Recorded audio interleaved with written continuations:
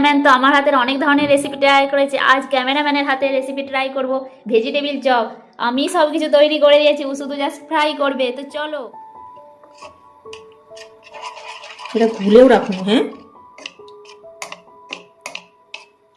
আমি সব করে রাখবো, তুই কি করবি, খাবি? হ্যাঁ।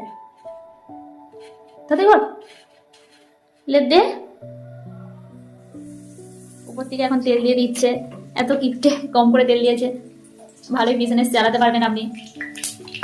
ওয়াও, দারুণ হয়েছে, দারুণ। তো চলো এখন প্লেটটা সুন্দরভাবে সাজিয়ে ফেলি।